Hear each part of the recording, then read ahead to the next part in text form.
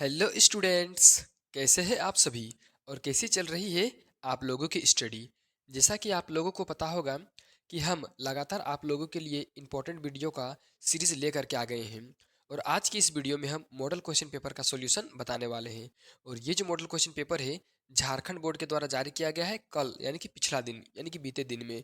और ये model question paper आप लोगों के लिए बहुत ज़्यादा इंपॉर्टेंट है क्योंकि इसी मॉडल क्वेश्चन पेपर के आधार पर ही आप लोगों का एग्जाम होगा। ठीक है, तो इसमें मॉडल क्वेश्चन पेपर में बहुत सारा सवाल है, लेकिन आप लोगों को 30 एमसीक्यू सवाल दिया हुआ है। और 30 एमसीक्यू सवाल जो है ये ग्रामर के सेक्शन से भी है, गद्यांश से भी है और किताब से भी है। तो कुल मिलाकर के उन 300 इंपॉर्टेंट क्वेश्चन को हम यहाँ पर देखेंगे और उस पर चर्चा करेंगे सारे क्वेश्चन पर। तो चलिए वीडियो को शुरू करते हैं। देखिए ये जो क्वेश्चन पेपर है model question paper class 10th का है। विषय हिंदी ए है, ध्यान दीजिएगा हिंदी ए है। ठीक है, चलिए 30 क्वेश्चन को शुरू करते हैं हम फटाफट से देखने का। देखिए सबसे पहले आप लोगों को यहाँ पर एक गद्यांश पूछा जाएगा खंड क में। ठीक है, जो अपठित बोध रहेगा यानी कि जिसे आप लोगों ने कभी पढ़ा नहीं होगा। चलिए सबसे पहले इसको हम लोग फटाफट से पढ़ लेते हैं। क्या कह रहा है? स्वास्थ्य हमारे जीवन का सबसे महत्वपूर्ण पहलू है। स्वस्थ शरीर में ही स्वस्थ मस्तिष्क का निवास होता है।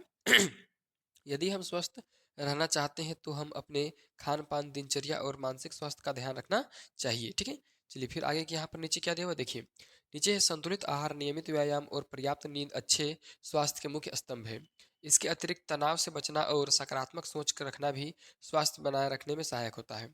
स्वास्थ्य का सीधा संबंध हमारे दैनिक कार्यों और उत्पादकता से होता है। जो व्यक्ति स्वस्थ होता है वह न केवल शारीरिक रूप से बल्कि मानसिक रूप से भी अधिक सक्षम होता है। आज भी की भागदौड़ भरी जिंदगी में कई लोग अपने स्वास्थ्य को नज़रअंदाज कर देते हैं, जिससे दीर्घकाल बीमारियों का खतरा बढ़ जाता है। इसलिए हमें अपने स्वास्थ्य के प्रति सजग रहकर एक स्वस्थ और सुखी जीवन जीने का प्रयास करना चाहिए। देखिए इस प्रकार से यहाँ पर स्वास्थ्य के लिए दिया गया है एक पैराग्राफ यानी कि एक गद्यांश। ठीक है ना, जो कि अपठित है यानी कि आप लोगों ने कभी नहीं पढ़ा होगा पहले। और इसमें से कुछ क्वेश्चन है। एक नंबर क्वेश्चन में क्या पूछा गया है कि स्वस्थ जीवन जीने के लिए गद्यांश में किन मुख्य स्तंभों का उल्लेख किया गया है। एक नंबर में दिया है यानी कि ए नंबर में संतुलित आहार, नियमित व्यायाम और पर्याप्त नींद। बी में दिया है केवल व्यायाम और खान पान। सी में दिया है तनाव और सकारात्मक सोच। और डी में है शारीरिक और मानसिक आराम। ठीक है, तो एक नंबर का जो सबसे परफेक्ट आंसर है वो है ऑप्शन नंबर ए। ठीक है ना, संतुलित आहार लेना चाहिए, नियमित व्यायाम लेना चाहिए और पर्याप्त नींद लेना चाहिए। ठीक है, पर्याप्त मतलब जितना जरूरी है। चलिए दूसरा क्वेश्चन हम देखते हैं क्या है। स्वास्थ्य का सीधा संबंध किससे है? ए में दिया है सामाजिक जीवन से, बी में दैनिक कार्य और उत्पादकता से, सी में धन संपत्ति से और डी में भागदौड़ भरी जिंदगी से। तो दो का जो सही आंसर होगा आपका ऑप्शन नंबर बी होगा। ठीक है ना, दैनिक कार्य और उत्पादकता से। चलिए 3 नंबर में क्या है। तनाव से बचने के लिए गद्यांश में क्या उपाय सुझाया गया है? ठीक है, तो ए में दिया है अधिक काम करना, बी में सकारात्मक सोच रखना, सी में पर्याप्त खाना खाना और डी में देर रात तक जगना। ठीक है, तो 3 का सही आंसर हो जाएगा आपका ऑप्शन नंबर बी। ठीक है, सकारात्मक सोच अगर आप रखेंगे तो तनाव से मुक्त रह सकते हैं। ठीक है, चलिए अब हम लोग देखते हैं चौथा क्वेश्चन क्या है। भाग दौड़ भरी जिंदगी में स्वास्थ्य को नजरअंदाज करने का क्या परिणाम हो सकता है? देखिए अभी का जिंदगी में सबको पैसा कमाने के लिए, धन दौलत इकट्ठा करने के लिए और इंजॉय के लिए भाग दौड़ भरी जिंदगी जीते हैं। ठीक है, तो इसका क्या परिणाम हो सकता है? ए में दिया है शांति और सुकून मिलेगा इससे, बी में है दीर्घकालिक बीमारियों का खतरा, सी में बेहतर उत्पादकता और डी में अधिक ऊर्जा प्राप्त होना। तो 4 नंबर का सही जो आंसर होगा आपका ऑप्शन नंबर बी होगा, दीर्घकालिक बीमारियों का खतरा। देखिए इस प्रकार से जब आप इसको खत्म कर लीजिएगा तो तुरंत ही आप लोगों को एक निम्नलिखित पदांशों को ध्यानपूर्वक पढ़कर पूछे गए प्रश्न के उत्तर दें। यानी कि एक आप लोगों को पद मिलेगा यानी कविता जैसा एक मिलेगा, उसको पढ़ करके उत्तर देना होगा। ठीक है, चलिए पढ़ते हैं। चलिए क्या दिया हुआ है यहाँ पर उसको ध्यान से पहले देखिए। नारी है शक्ति, नारी है ज्ञान, नारी के बिना अधूरी है सृष्टि महान। देखिए यहाँ पर बोला जा रहा है कि नारी शक्ति है, नारी ही ज्ञान है, नारी के बिना सारा सृष्टि अधूरा है। ठीक है ना, चलिए अब यहाँ पर क्या दिया हुआ है उसको देखिए। वह स्नेह का सागर, करुण की धार, नारी है सृजन की अद्भुत पुकार। यानी कि नारी को स्नेह का सागर कहा गया है। ठीक है ना, और करुणा की धार कहा गया है। साथ ही साथ नारी है सृजन की अद्भुत पुकार। ठीक है, चलिए आगे क्या है। संघर्षों से आगे बढ़ती है नारी, हर बाधा को वह सरलता से हारी। ठीक है ना, देखिए नारी जो होती है वो सरलता से आगे बढ़ती है, सॉरी संघर्षों से आगे बढ़ती है और बाधा को भी सरलता से हरा देती है। ठीक है, चलिए समर्पण साहस धैर्य का प्रतीक, नारी के बिना जीवन है अधूरा अधीर। ठीक है ना, देखिए नारी के जो बिना जीवन है वो अधूरा माना गया है। चलिए आगे क्या है। सम्मान दो नारी को पहचान दो। देखिए नारी को सम्मान देने के लिए बोल रहा है, नारी को पहचान देने के लिए बोल रहा है, ठीक है ना। फिर क्या है, उसके स्वप्नों को भी उड़ान दो, यानी कि नारी जो करना चाहती है, अपने मुकाम को हासिल करना चाहती है, पढ़ाई लिखाई करना चाहती है, उसको भी करने देना चाहिए। नारी है प्रकाश, नारी है जीवन, उससे ही है यह जगत स्पंदन, ठीक है ना। ये जो जगत है, ये जो जीवन है, इसी के कारण जगमगा रहा है, नारी के कारण, ठीक है। तो चलिए अब इससे कुछ इंपॉर्टेंट क्वेश्चन पूछा गया है, उसको देखते हैं। पांचवा में क्या है, पद्यांश के अनुसार नारी के बिना क्या अधूरी है, ठीक है। ए में दिया है समाज, बी में सृष्टि, सी में शिक्षा, डी में राजनीतिक। पांच का सही जो आंसर है वो ऑप्शन नंबर बी होगा, सृष्टि, ठीक है ना। चलिए 6 नंबर का क्वेश्चन देखते हैं हम लोग। 6 में क्या पूछा है, नारी को किसका प्रतीक बताया गया है। ए में है संघर्ष और क्रोध, बी में है समर्पण साहस और धैर्य, सी में है शक्ति और सत्ता, और यहाँ पर डी में है सुंदरता और कला, ठीक है। तो समर्पण और साहस और धैर्य का प्रतीक माना गया, यानी कि ऑप्शन नंबर बी सही होगा, ठीक है। चलिए 7 नंबर में क्या पूछा गया, देखिए 7 नंबर में पद्यांश में नारी को किन गुणों से संबंधित किया गया है। देखिए ये जो पद्यांश दिया है ऊपर में, उसमें नारी को किस प्रकार से गुणों से संबंधित किया गया है, ठीक है, संबोधित किया गया है। तो ए में है क्रोध और लालच, यानी कि नारी क्रोध करती है, लालच करती है। बी स्नेह करुण और सृजन करती है। सी धन और वैभव है उसके पास। डी में कठोरता और अनुशासन, ठीक है। तो 7 का सही जो आंसर होगा स्नेह करुण और सृजन, यानी कि ऑप्शन नंबर बी, ठीक है। चलिए अब 8वां क्वेश्चन यहाँ पर हम लोग देख लेते हैं, ठीक है। 8वां क्वेश्चन, 8वां में है नारी के स्वप्नों के लिए क्या आग्रह किया गया है, ठीक है। नारी का जो स्वप्न है उसके लिए किसको बुलाया जा रहा है। ए में है उन्हें दबाने का, बी में है उन्हें उड़ान देने का, सी में है उन्हें नजरअंदाज करने का, और डी में है उन्हें सीमित रखने का, ठीक है। तो 8 का सही जो आंसर होगा ऑप्शन नंबर बी होगा, ठीक है, उन्हें उड़ान देने का। चलिए अब हम लोग ऑप्शन खंड ख में आते हैं, ठीक है, जिसमें कि व्याकरण है। क्या है, व्याकरण। क्या पूछा है, निम्नलिखित प्रश्नों के सही विकल्प का चयन कीजिए, ठीक है। देखिए इसमें 9 नंबर का क्वेश्चन पूछा गया है, यहाँ पर सही विकल्प का चयन करना। यहाँ पर अधिकतर ग्रामर से पूछा गया सवाल, ठीक है, यानी कि व्याकरण से, हिंदी व्याकरण से। चलिए 9 में क्या पूछा गया है, सकर्मक क्रिया का उदाहरण चुने, ठीक है ना। यहाँ में से कौन सा सकर्मक क्रिया है। ए में है बच्चा रो रहा है, बी में है मैं खाना खा रहा हूँ, सी में है पक्षी उड़ रहा है, और डी में है चंद्रमा चमक रहा है। तो 9 का जो सही आंसर हो जाएगा ऑप्शन नंबर बी होगा, ठीक है ना, मैं खाना खा रहा हूँ। चलिए 10 में क्या है, सकर्मक क्रिया और अकर्मक क्रिया में मुख्य अंतर क्या है, ठीक है।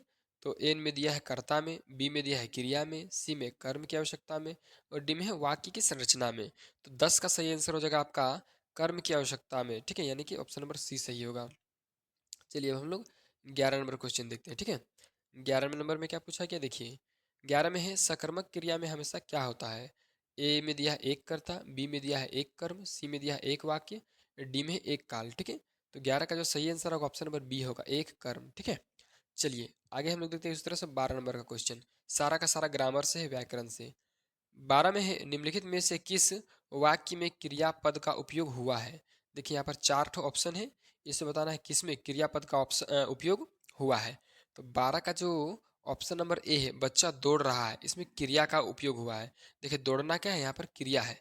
बाकी हरे भरे पेड़ में कोई क्रिया, कोई काम नहीं हो रहा है। बड़ी मिठाई में कोई काम नहीं हो रहा है। नदी का किनारा में कोई काम नहीं हो रहा, लेकिन ए नंबर में काम हो रहा है दौड़ने का, ठीक है। तो इसमें क्रिया का पद है दौड़ना, ठीक है, ए नंबर में। चलिए 13 नंबर का क्वेश्चन देखते हैं। 13 नंबर का क्वेश्चन में क्या पूछा गया है, इसमें पूछा गया है, चलिए इसको थोड़ा सा ऐसे देखते हैं, ठीक है। पत्र शब्द का अर्थ नहीं है। देखिए यहाँ पर जो पत्र शब्द दिया है, कौन वाला यहाँ में से इसका अर्थ नहीं है, ठीक है। पत्र का अर्थ कौन वाला नहीं है। ए में दिया है पत्रिका, बी में पत्ता, सी में चिट्ठी, और रे में पुस्तक। देखिए पत्र का मतलब पत्रिका भी होता है, पत्ता भी होता है, और चिट्ठी भी होता है, लेकिन ये नहीं होता है। तो सवाल पूछा तो कौन वाला नहीं है, तो डी नंबर ऑप्शन सही होगा आप लोगों का, क्या होगा, डी, ठीक है। चलिए 14 नंबर का क्वेश्चन चलते हैं, ठीक है। पूछा है मुख शब्द का एक अर्थ क्या हो सकता है, ठीक है ना। मुख, मुख मतलब होता है मुंह, ठीक है। तो इसका एक अर्थ क्या हो सकता है। ए में दिया है चेहरा, बी में द्वार, सी में सिर, और डी में कंठ। तो 14 का सही आंसर हो जाएगा आप लोग का ऑप्शन नंबर ए, चेहरा, ठीक है ना, यानी कि मुंह, ठीक है। चलिए 15 नंबर का क्वेश्चन यहाँ पर हम लोग देखते हैं। 15 में है अवयव शब्द की परिभाषा क्या है, ठीक है ना, यानी कि अवयव शब्द हम लोग किसको बोलेंगे। तो ए में दिया है जो समय स्थान काल आदि में परिवर्तन करता हो, बी में दिया है जो वाक्य में कार्य करता हो, सी में जो अपनी स्थिति या रूप में कभी नहीं बदलता, और डी में जो वाक्य में संज्ञा के रूप में आता है, ठीक है। तो 15 का जो सही आंसर हो जाएगा आपका ऑप्शन नंबर सी होगा, ठीक है। जो अपनी स्थिति या रूप में कभी नहीं बदलता है उसको हम लोग बोलते हैं क्या, अवयव, ठीक है। चलिए अब हम लोग देखते हैं 16 नंबर का क्वेश्चन। देखिए 16 में क्या है, वह जल्दी आया, वाक्य में जल्दी शब्द किस प्रकार का अवयव है, ठीक है। जल्दी किस प्रकार का अवयव है। ए में दिया है कालवाचक अवयव, बी में क्रिया विशेषण, सी में स्थानवाचक और डी में संबंधवाचक। फिलहाल 16 का जो सही आंसर होगा, राइट आंसर होगा, वो ऑप्शन नंबर बी होगा, ठीक है ना, क्रिया विशेषण अवयव, ठीक है। चलिए 17 नंबर में क्या है, राजमहल शब्द किस प्रकार का समास है, ठीक है। ए में है तत्पुरुष समास, बी में है द्विगु समास, सी में है कर्मधारय समास और डी में द्वंद्व समास। तो 17 का सही आंसर होगा ऑप्शन नंबर ए, ठीक है, तत्पुरुष समास से। क्या है, तत्पुरुष समास। चलिए अब हम लोग चलते हैं 18 नंबर का क्वेश्चन, ठीक है। 18 नंबर क्या पूछा है, बहुब्रीहि समास में किस प्रकार के पद होते हैं, ठीक है। तो ए में दिया है दो पदों का अर्थ एक साथ मिलकर नया अर्थ बनाना, बी में दिया है दोनों पदों का अर्थ एक ही होता है, सी में दिया है पहला पद दूसरे पद का विशेषण होता करता है, ठीक है ना, और डी में दिया है समास का अर्थ दोनों पदों से अलग होता है, ठीक है। इस प्रकार से कुछ दिया हुआ है। तो 18 का सही जो आंसर होगा वो ऑप्शन नंबर डी होगा, ठीक है। समास का अर्थ दोनों पदों से अलग होता है, ठीक है। चलिए अब अगला हम लोग देखते हैं 19 नंबर का क्वेश्चन, ठीक है। 19 19 नंबर क्या पूछा है, तुम स्कूल जाओ और मैं घर पर रहूंगा, इस वाक्य का प्रकार क्या है, ठीक है। देखिए तुम स्कूल जाओ और मैं घर पर रहूंगा, इस वाक्य का प्रकार क्या है पूरा मिला करके, ठीक है। ए में है सरल वाक्य, बी में है मिश्र वाक्य, सी में है संयुक्त वाक्य और डी में है विशेष वाक्य, ठीक है। तो 19 का जो सही आंसर होगा आप लोगों का ऑप्शन नंबर सी होगा, संयुक्त वाक्य, ठीक है। चलिए 19 का तो हो गया, चलिए 20 में देखते हैं। और मात्र 10 क्वेश्चन बचा हुआ है। जल्दी से इस वीडियो को आप लोग लाइक कर दीजिए, चैनल को सब्सक्राइब कर लीजिए और वीडियो को शेयर कर दीजिए। और फटाफट से आप लोग को बता दें कि और भी सब्जेक्ट का वीडियो का सॉल्यूशन यानी कि मॉडल क्वेश्चन का सॉल्यूशन मिलेगा। चलिए 20 में क्या है, मैंने उसे बुलाया क्योंकि वह देर से आया था, इस वाक्य में कौन सा वाक्य है, ठीक है। मैंने उसे बुलाया क्योंकि वह देर से आया था, इसमें वाक्य का प्रकार बताना है, ठीक है। ए में है सरल वाक्य, बी में है मिश्र वाक्य, सी में है संयुक्त वाक्य, डी में है व्याख्यात्मक वाक्य, ठीक है। तो 20 का जो सही आंसर हो जाएगा आपका ऑप्शन नंबर बी होगा, ठीक है ना, मिश्र वाक्य। यहाँ पे क्या कौन सा वाक्य, मिश्र वाक्य, ठीक है। चलिए अब हम लोग चलते हैं यहाँ पर खंड ग में पहुंच जाते हैं, किसमें, खंड ग में। तो देखिए खंड जो ग है उसमें पाठ्य पुस्तक है, क्या है, तो पाठ्य पुस्तक है, ठीक है।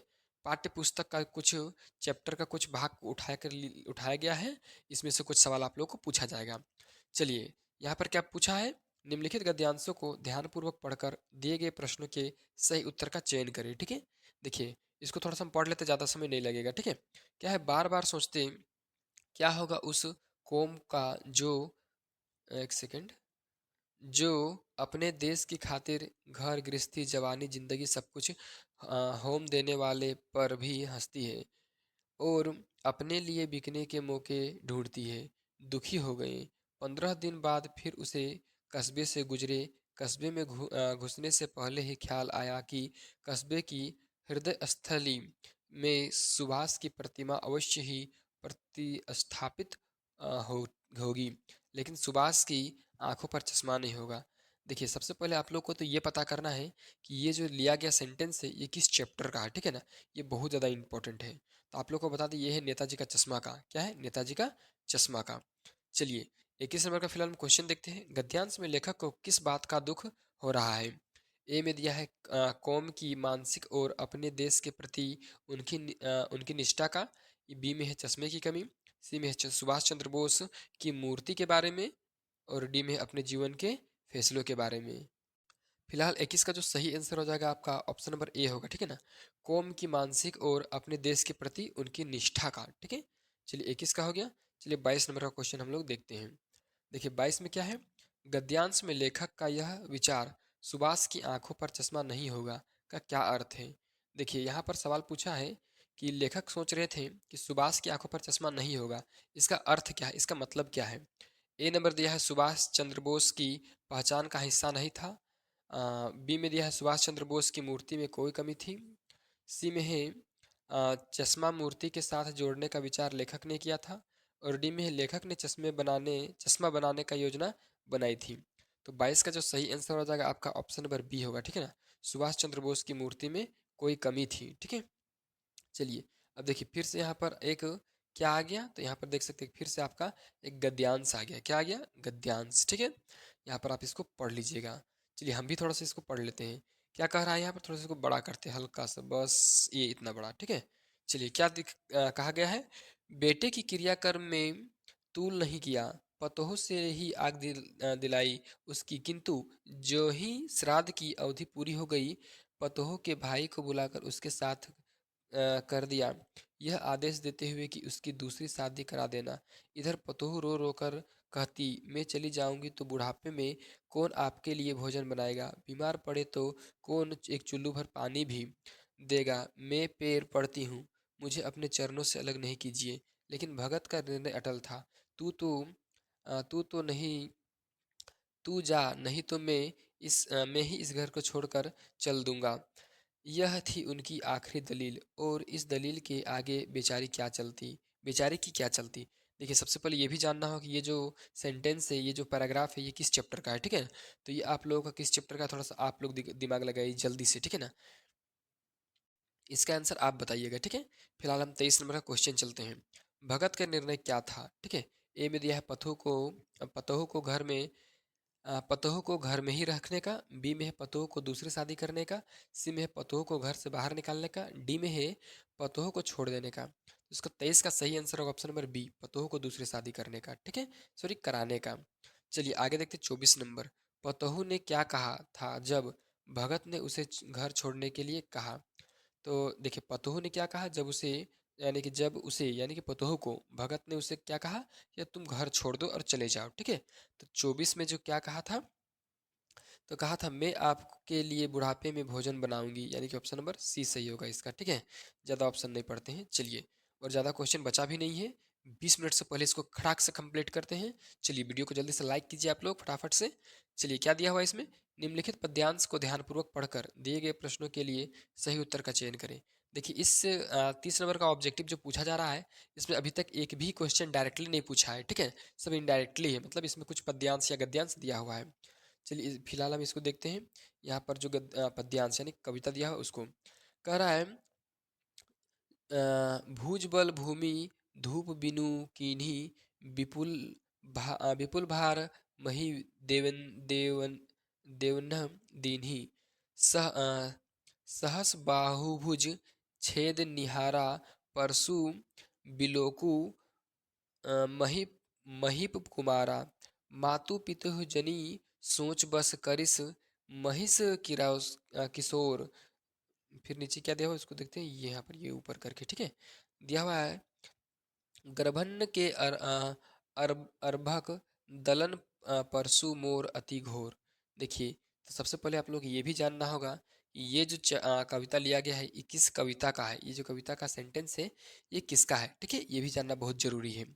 तो चलिए आप लोग उसको जानिएगा। हम सीधा 25 नंबर जाते हैं। क्या पूछा है, गर्भन्न के अर्भक दलन में अर्भक का क्या अर्थ है। ठीक है ना, अर्भक का मतलब पूछा है, तो हो सकता है यही सेंटेंस आप लोगों का यही वाला स्ट्रक्ट उठा के दे दे, क्योंकि मॉडल क्वेश्चन पेपर वैसे तो बहुत ज़्यादा इंपॉर्टेंट होता है आप लोगों के एग्जाम के लिए। तो 25 का जो सही आंसर हो जाएगा आप लोगों का ऑप्शन नंबर सी। ठीक है ना, यानी कि बच्चा, बच्चा होता है, गर्भन का अर्थ बच्चा होता है। चलिए अब हम लोग 26 में जाते हैं। 26 में है, महीप कुमार किसे कहा गया है। ठीक है, ए में है महादेव शिव, बी में है राम, सी में है लक्ष्मण, और डी में है परशुराम। ठीक है, तो 26 का सी नंबर ऑप्शन सही होगा, लक्ष्मण। ठीक है ना, महीप कुमार किसे कहा गया है, तो लक्ष्मण को। चलिए अब हम लोग चलते हैं हम लोग 27 नंबर में। ठीक है ना, विपुल बार मही देवन की दीन्ही में महीदेव किसका संदर्भ है। ठीक है, ए में दिया है महादेव शिव, बी में है महात्मा गांधी, सी में है कोई युद्ध देवता, और डी में है कोई राजा। तो 27 का जो सही आंसर हो जाएगा आपका option number A, Mahadev Shiv का। ठीक है, इस प्रकार 27 कंप्लीट हुआ। 28 29 30 मात्र 3 क्वेश्चन बचा हुआ है, जल्दी से पूरा कर लेते हैं यहाँ पे।